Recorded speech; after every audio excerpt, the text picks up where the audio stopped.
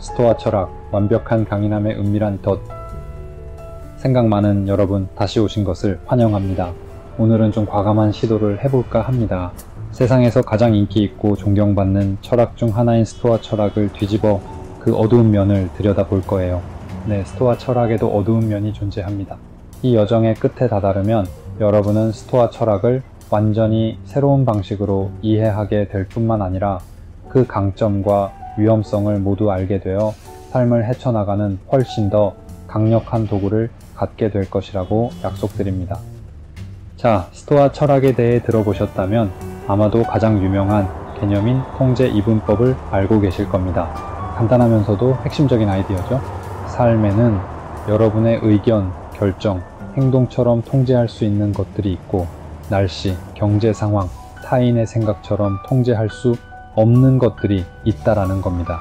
스토아 철학자들에 따르면 핵심은 통제할 수 있는 것에 모든 에너지를 집중하고 통제할 수 없는 것은 평온하게 받아들이는 데 있습니다. 그리고 이것은 일상에서 가장 눈에 띄는 효과, 즉 역경 속에서도 침착함을 유지하는 것으로 이어집니다. 흔한 교통체증 상황을 떠올려 보세요. 스토아 철학자는 좌절감을 느끼지 않는 것이 아니라 그것을 인식하고 생각합니다. 이 교통체증을 통제할 수 있는가? 아니, 내 반응을 통제할 수 있는가? 그렇다. 그래서 소리 지르고 경적을 울리는 대신 깊이 숨을 들이쉬고 좋아하는 팟캐스트를 켭니다. 상황을 인내심을 훈련하는 기회로 활용하는 거죠. 하지만 이런 마음가짐이 새로운 것은 아닙니다. 깊은 뿌리를 가지고 있죠. 가장 잘 알려진 스토아 철학의 실천 중 하나는 라틴어로 죽음을 기억하라는 뜻의 메멘토 모리입니다. 섬뜩하게 들릴지 모르지만 이는 여러분에게 올바른 관점을 제공하기 위함입니다. 고대 로마에서는 개선 장군이 거리를 행진할 때 의뢰가 그의 뒤를 따르며 귀에 대고 메멘토 모리라고 속삭였다고 합니다. 왜 그랬을까요? 그를 겸손하게 유지하고 명성과 영광이 덧없다는 것을 상기시키기 위해서였습니다. 통제, 평온함, 관점, 이 모든 것이 정말 놀랍게 들리죠? 이것이 바로 스토아 철학의 밝은 면입니다. 모두가 보고 감탄하는 빙산의 일각이죠. 하지만 이것이 우리가 표면에서 보는 것이라면 그 아래에서 스토아 철학을 움직이는 비밀스러운 동력은 무엇일까요? 그리고 그 깊은 곳에는 어떤 위험이 숨어 있을까요? 이제 첫 번째 큰 깨달음이 나옵니다. 사람들은 스토아 철학이 감정을 억누르고 아무것도 느끼지 않도록 가르친다고 생각합니다. 하지만 그것은 엄청난 오해입니다. 진정한 메커니즘은 억압이 아니라 재해석입니다. 스토아 철학자는 분노라는 감정을 억누르려 하지 않고 그 감정을 유발하는 판단을 검토합니다. 화내지 않을 거야 라고 말하는 것이 아니라 이 사건이 정말 내 분노를 받을 만큼 끔찍한가? 아니면 내가 잘못 판단하고 있는 것인가? 라고 묻습니다. 판단을 바꾸면 감정이 변합니다. 그리고 이것을 이해하는 것은 양날의 검과 같습니다. 한편으로는 놀라운 기회입니다. 직장에서 해고당했을 때 그것을 실패가 아니라 항상 하고 싶었던 프로젝트를 시작할 기회로 재해석할 수 있습니다. 하지만 여기에 경고등, 즉 큰 위험이 있습니다.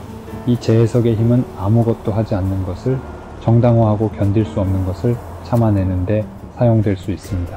유독한 관계를 인내심을 시험하는 것으로 부당한 상사를 미덕을 실천할 기회로 스스로를 납득시킬 수 있습니다. 당신을 자유롭게 하는 바로 그 도구가 스스로 감옥을 짓게 될 수도 있습니다. 이 모든 것은 숨겨진 규칙, 즉 자연에 따라 사는 것이라는 아이디어 아래에서 작동합니다. 그리고 주의하세요. 이것이 숲으로 들어가 사는 것을 의미하지는 않습니다. 스토아 철학자들에게 자연은 우주의 이성적 질서, 즉 로고스를 의미했습니다. 자연에 따라 산다는 것은 현실을 좋은 것이든 나쁜 것이든 있는 그대로 받아들이는 것입니다. 왜냐하면 모든 것이 더 큰 논리적 시스템의 일부이기 때문입니다. 마치 진단을 받아들이는 의사와 같습니다. 의사는 진단을 좋아하지는 않지만 그것을 다뤄야 할 생물학적 현실로 이해하는 것이죠. 이 철학은 우리 뇌의 근본적인 오류, 즉 부정성 편향과 직접적으로 연결됩니다. 우리 뇌는 기회보다 위협에 훨씬 더 많은 주의를 기울이도록 진화했습니다. 이는 생존 메커니즘이죠. 스토아 철학자들은 이 편향을 교묘하게 역이용하여 프레메디타티오 말로룸, 즉 악의 예행 연습이라는 실천법을 만들었습니다. 이로 인해 발생하는 불안감을 상쇄하는 정신적 전략은 다음과 같습니다. 단순히 수동적으로 걱정만 하지 마세요. 적극적으로 앉아서 최악의 시나리오를 시각화해보세요. 최악의 상황은 무엇일까? 만약 그런 일이 일어난다면 어떻게 할 것인가? 어떻게 대응할 것인가? 그렇게 함으로써 마비시키는 불안감을 행동 계획으로 전환할 수 있습니다.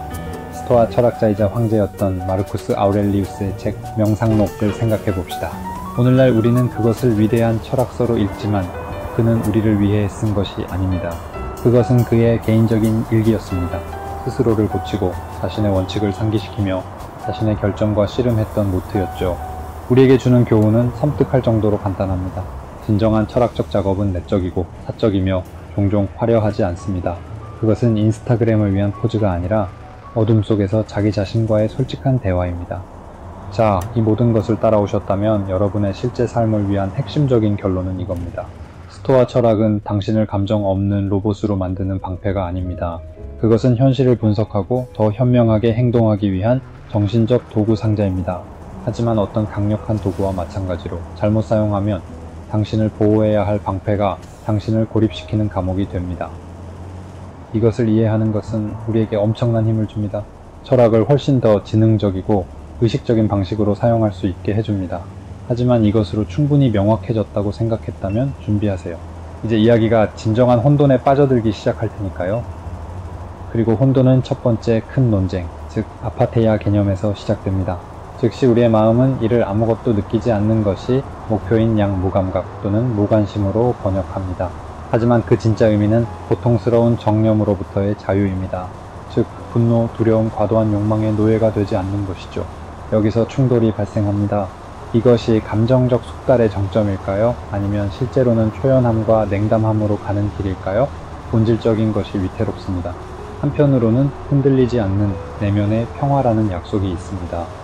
다른 한편으로는 우리의 공감 능력, 유대감, 그리고 인간성 자체를 잃을 위험이 있습니다. 이제 매우 인기 있는 신화를 해체해봅시다. 스토아 철학자들이 수동적이고 삶이 던지는 모든 것을 그저 받아들이기만 한다고 신화 말이죠. 이것은 사실이 아닙니다. 소카토나 세네카와 같은 인물들은 폭정에 적극적으로 반대하며 목숨을 걸었습니다. 그렇다면 우리는 왜 수동적인 스토아 철학자라는 신화를 믿고 싶어 할까요? 편안하기 때문입니다. 그것은 우리에게 행동하지 않고 개입하지 않고 불의에 맞서 싸우지 않아도 되는 철학적인 핑계를 제공합니다. 우리 자신의 무관심을 위한 매우 편리한 정당화인 셈이죠. 그리고 여기서 우리는 매혹적인 역설에 부딪힙니다. 바로 스토아 현자의 이상입니다. 이 현자는 완벽하게 덕스럽고 결코 실수를 저지르지 않으며 모든 비이성적인 감정으로부터 자유로운 완벽한 인간입니다. 문제는 그가 결코 존재하지 않았다는 겁니다. 위대한 스토아 철학자들 중 그 누구도 자신이 현자라고 주장하지 않았습니다. 그것은 이상이자 도달할 수 없는 북극성이었습니다. 이것은 우리에게 쉬운 해결책이 없는 딜레마를 남깁니다. 우리는 실패할 것을 알면서도 불가능한 완벽함을 추구해야 할까요? 아니면 그러한 끊임없는 추구 자체가 좌절과 파괴적인 자기 비판의 비결일까요? 이것은 특히 현대적인 관점에서 볼 때 매우 심각한 윤리적 반론으로 이어집니다. 스토아 철학이 우리의 내적 반응에 너무 많은 비중을 두는 것이 일종의 피해자 비난에 빠질 위험은 없을까요? 만약 어떤 사회 시스템이 극도로 불공정하여 사람을 억압한다면 단순히 그 억압에 대한 자신의 판단을 통제하라고 말하는 것이 해결책일까요? 그렇게 함으로써 우리는 시스템의 책임을 제거하고 고통받는 개인의 어깨에 모든 것을 지우는 것은 아닐까요? 시간이 흐르면서 급진적으로 변한 또 다른 논쟁, 즉 자살에 대해 이야기해 봅시다. 많은 고대 스토아 철학자들에게 삶이 덕스럽게 사는 것을 방해한다면 자살은 논리적이고 명예로운 선택, 즉 언제나 열려있는 문이었습니다. 오늘날 정신건강인식을 위해 노력하는 세상에서 이 생각은 당연하게도 믿을 수 없을 정도로 위험하고 문제가 많아 보입니다. 역사적 맥락이 철학적 아이디어를 해방적에서 유독한 것으로 어떻게 변화시킬 수 있는지 보여주는 완벽한 예시입니다. 근본적으로 스토아 철학은 인간 존재의 가장 근본적인 문제인 고통을 해결하려 합니다. 그리고 그들의 제안은 이성이 그것을 지배할 수 있다는 것입니다. 하지만 정말 그럴까요? 만성질환에 견딜 수 없는 고통을 합리적으로 재해석할 수 있을까요? 사랑하는 사람을 잃은 슬픔 앞에서 자신의 판단을 관리할 수 있을까요? 바로 여기서 스토아 철학은 이성의 한계와 충돌하고 인간 존재의 원시적이고 비합리적이며 압도적인 힘에 직면하게 됩니다. 여러분은 혼돈 속에서 살아남았습니다. 무슨 딜레마, 비판을 모두 보셨죠. 이제 단순한 호기심을 넘어 진정한 통찰을 가진 사람들을 가르는 세부 사항들을 살펴볼 시간입니다. 더 깊이 들어가 볼까요? 여기 인스타그램 게시물에서는 찾을 수 없는 개념이 있습니다. 바로 무관심한 것들 또는 그리스어로 아디아포라입니다. 엄격한 스토아 철학자에게 부, 건강, 아름다움, 명성 같은 것들은 그 자체로는 좋지도 나쁘지도 않습니다. 그것들은 무관심한 것들입니다. 유일하게 진정으로 좋은 것은 덕, 즉 지혜롭고 정의로운 품성입니다. 유일하게 진정으로 나쁜 것은 악덕입니다. 그 외의 모든 것은 그저 다룰 수 있는 재료일 뿐입니다. 이제 복잡한 정신과정을 간단한 비유로 설명해 드리겠습니다. 스토아 철학자들은 인상이론을 가지고 있었습니다. 모든 외부 사건, 즉 당신에게 일어나는 모든 일이 누군가 당신의 문을 두드리는 것이라고 상상해 보세요. 당신에게는 선택권이 있습니다. 그냥 문을 열어 그들을 들여보낼 수도 있고 문 구멍으로 들여다볼 수도 있습니다. 문 구멍으로 들여다보는 것은 인상을 검토하는 것입니다. 스스로에게 묻습니다. 이것이 사실인가? 중요한가? 내 동의를 필요로 하는가? 당신은 문을 열어 그것을 마음속으로 들여보낼지 말지 결정합니다. 기본적으로 이것은 현실을 위한 정신적 스팸 필터인 셈이죠. 그리고 숨겨진 영웅들에 대해 이야기하자면 무소니우스 루푸스에 대해 말해야 합니다. 아마 그의 이름이 낯설겠지만 그는 유명한 에픽테토스의 스승이었습니다.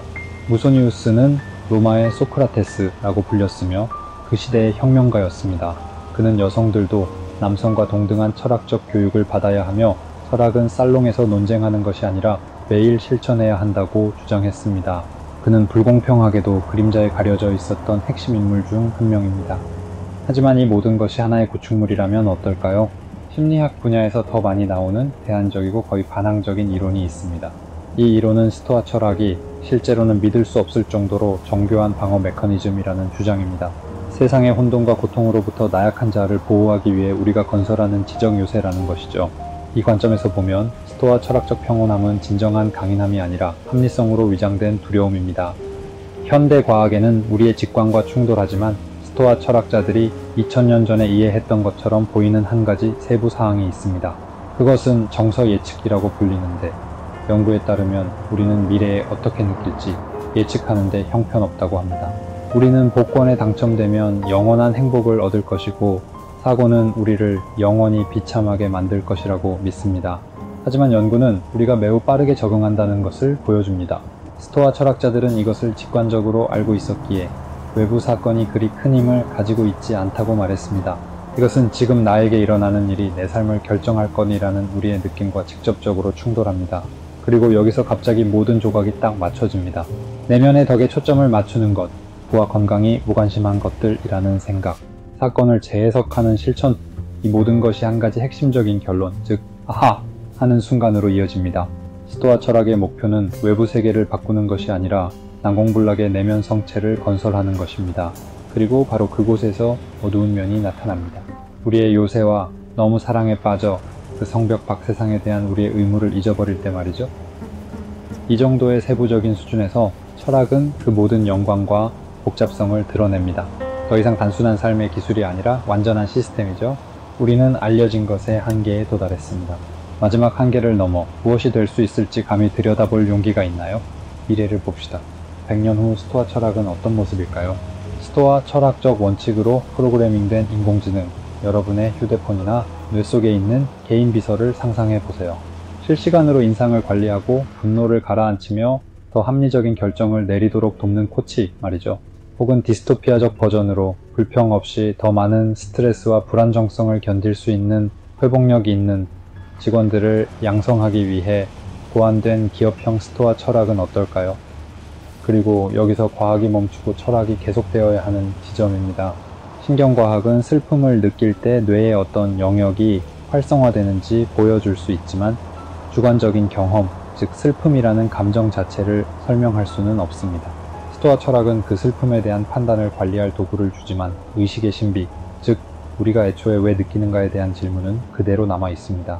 그것이 바로 크게 풀리지 않은 질문입니다. 잠시 생각해보세요. 이 모든 것의 철학적 함의는 어지러울 정도입니다.